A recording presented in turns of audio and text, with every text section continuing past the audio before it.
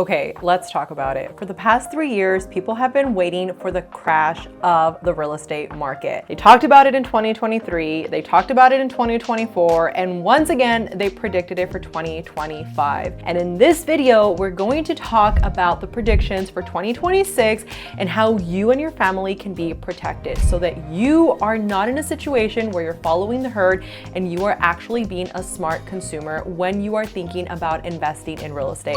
So with that, let's get to it.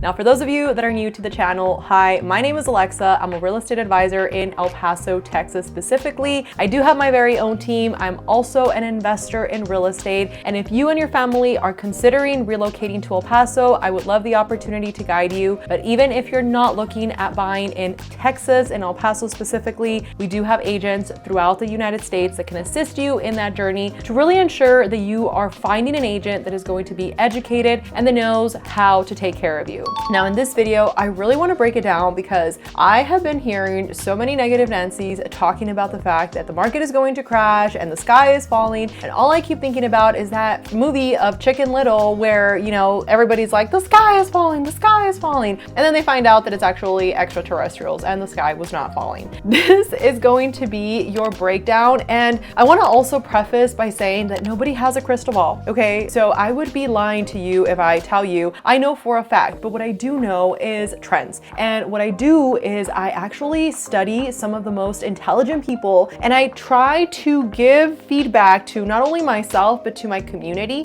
so that you can make a smart decision. And I will also preface before those negative Nancys come for me and say, well, you're just saying that because you're a realtor and you want to sell. Look, Nancy, you don't have to buy and you don't have to buy with me. But what I do want to preface here is that everybody's situation is different. And in this video, I want you to really walk away empowered versus feeling overwhelmed. Every single year for the past 3 years, people have been waiting for the freaking crash to happen because of course, COVID happened and the prices of course went through the roof and interest rates were super low. It drove prices up and everybody since then has been hoping for the crash to happen. But here's the thing, in 2023, they predicted it was going to crash and it didn't. In 2024, they predicted it was going to crash and it didn't. In 2025, they predicted the same thing and once again, it did not. Now, this is really what I want you to focus on, okay? When it comes to the charts that we're going to be talking about here, nationally, home prices are not crashing. From November 2024 to November 2025, prices actually went up by about 0.7%. Not a boom, not a bust, just steady. Then let's go ahead and go into the nuance here because some markets are definitely cooling down, especially some parts of South Florida or the South, the West, but most markets, 202 out of the top 300 still saw price increase, especially in the Midwest and the East Coast. Now, this is really why it's important for you to do your research. Real estate is local, so every situation is going to be different. So while some cities are going to be a little less aggressive, nationally, we are not seeing a crash. Now, this is the most important part for you to understand. Housing is still unaffordable. So this is really where I know a lot of people are like, Alexa, it is so expensive to buy a house. And I feel you, I hear you. But here's a part that nobody likes talking about. Homes are still expensive, and for a lot of Americans, they're unaffordable. And when you understand that prices haven't dropped significantly, rates are still elevated compared to 2022, and wages aren't keeping up, and of course, the base on everything that we're seeing right now is unaffordability, which is of course making it harder for people to actually buy. This is really where you want to understand markets, and really it's not about scaring you, it's about educating you. Now, the reason why we're talking about prices actually not dropping is because interest rates may come down, but that increase are going to keep coming down, and that by default is going to increase the demand. Lower rates, lower monthly payments, but also that means more buyers jumping back into the market, which usually pushes the prices up, not down. And here's the thing, the Fed Fed is adding liquidity. So by this, what I mean is more money in the system tends to push prices up long term, including the housing. Wages aren't keeping up. Wages are actually growing, not nearly as fast as the cost of living, of course. Wages are growing, but not nearly as fast as the real cost of living. That is why so many people feel very, very tight. Now, even if the rates soften, right, even if they start going down, demand grows faster than supply, which keeps prices sticky. Now, in 2026, what can we expect? Experts don't expect a 2 to 3% rate, okay? Most people predict that lending is going to be somewhere about the 6s by the end of 26, which is actually what we're experiencing right now. At one point, we were high in the 8s, we got down to the 7s, and right now we've been steady in the 6s, high 6s. Now, if you look at Realtor.com, they're actually showing an estimate of about 6.3. National Association of Real Estate is showing about a 6%. Fannie Mae is around a 5.9, and Redfin is showing that we're roughly going to be about the 6.3%.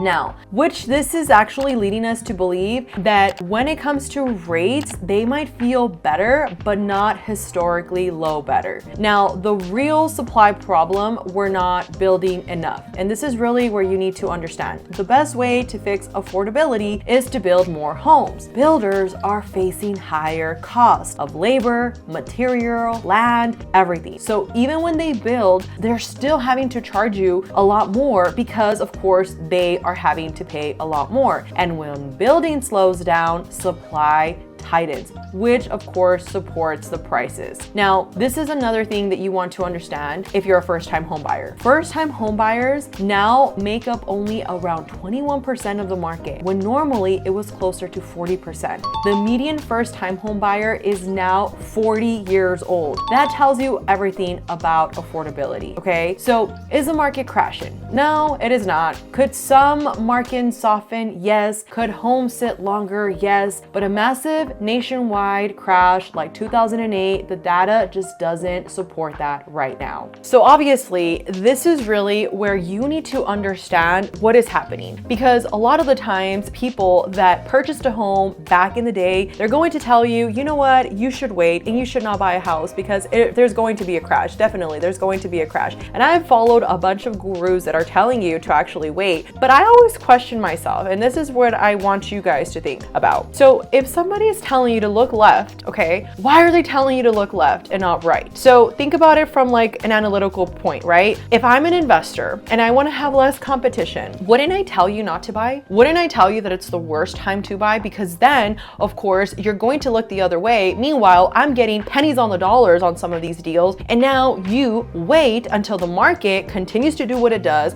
Even if it comes down, everything that comes down has to go back up. Now you put yourself in a situation where you wait, you go back into the market and you get smacked in the face because now you're paying a lot more per square foot. And this is really why I talk about you making a decision that is in your family's best interest. Here's the truth. Not everybody should buy, right? If you're in a situation where you're like, Alexa, honestly, I can barely pay my rent and I really don't want to put myself in a situation where I'm potentially getting foreclosed on, I am here to be your best friend right now, your big sister, and tell you, yes, you probably shouldn't do it, Bob, probably shouldn't do it, Barbara, and you should just wait and keep saving some extra money so that when the time is better, you can actually get yourself into that home that you are dreaming about. But that is not the case for everybody. Most of my clients, they can afford their rent. Most of my clients are tired of renting. Most of my clients have already purchased another home and they're in a situation where they're keeping this house because they know they have a lot of equity, but they like that interest rate. And they're like, yeah, Alexa, I just really want to make sure it's the good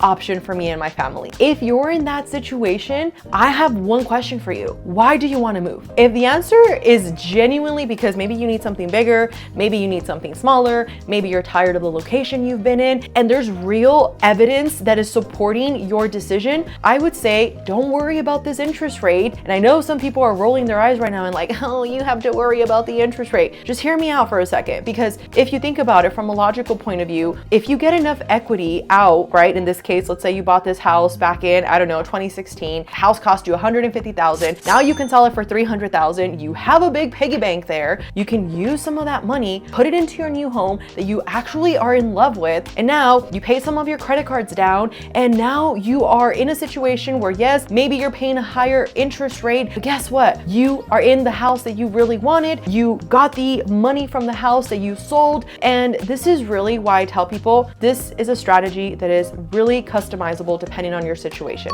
Some people are not in this situation, which is why I would tell them, no, don't get yourself in a situation where you're paying a lot more for the interest if you're happy in your house. But if you're not happy, or you just are right now paying 100% interest because you're renting, then I would suggest that you consider buying a home in 2026. And what I will also preface is that this is just like what really blows my mind away. People tend to look at the market and they get scared, right? This is what happened in COVID. A lot of people were so afraid and they were like, Alexa, the sky is falling, everything is going really bad. And I hear you, things did go really bad. I lost a lot of family members, totally get that. But the people that were actually listening to what we were guiding them in, they bought. Yes, they paid a little bit more for the house because there was a bunch of people that were competing in the market, but they're so happy because they got a great interest rate. And not only that, this is where I want you to focus. If people keep telling you to wait and wait and wait, even if there's like a slight price correction here, you are not factoring in the fact that if markets continue to increase, and of course, because the interest rates are higher, you qualify for less of a home. That means that maybe in 2030, you're nowhere near what you actually could have afforded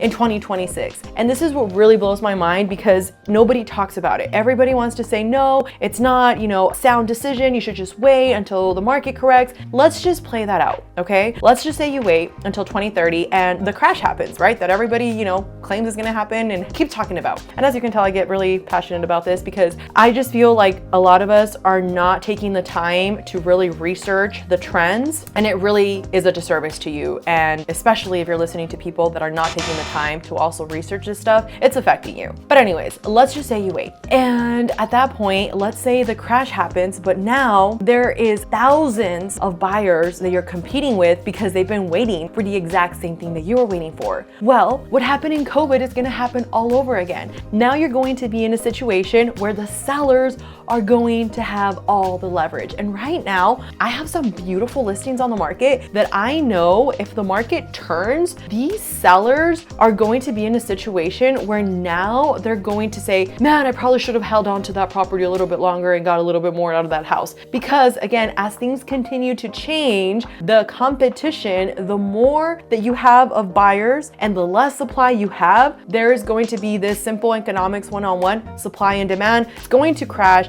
And this is really where you end up paying a premium, which is what happened in COVID. So my point in this entire conversation is if it's the right time for you to buy, you should buy. If you're in a situation where you want to find out how much you can afford, you should get with an agent that knows what they're doing. You should get with a lender that knows what they're doing, and you should put a plan together. Maybe it's going to be 6 months down the road that you decide to buy. Maybe it's going to be 2 weeks from now, whatever it is, make sure you have a plan. Because in this day and age, if you are just thinking that things are just going to magically align, and I'm all about energy and I'm all about, manifesting your greatest potential and your thoughts create your reality. I am that person, but I also believe that you need to put your best foot forward. I believe that you need to work hand in hand with God to make these things happen. I know a lot of people, they, just kind of say, especially me, Latino background, my family is very like, God willing, it will happen. And I'm like, yeah, but also what are you doing about it? How are you showing up to walk in that alignment of your desired outcome? So I hope this was helpful. If you do have any questions, let us know. As I mentioned before, yes, I am servicing the El Paso, Texas market, but if you do need any recommendations with any other markets, my team and I would love the opportunity to assist you. And with that, I hope you found this video helpful. I will talk to you guys on the next one.